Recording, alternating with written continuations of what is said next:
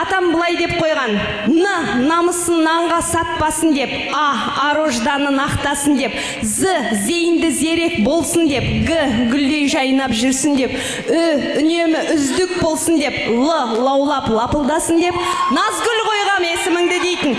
Назгүл қойыңдар.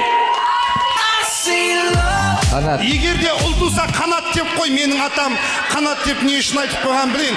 Қанатқы қазақ болсын деп, қазаққа аманат болсын деп, нан тапсын деп, аманатты талтаңдап жүрсін деп.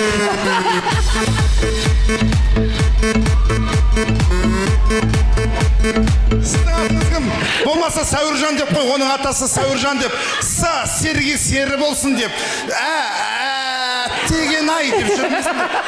Ура десін деп. Рабаков полицейский жақсы көрген.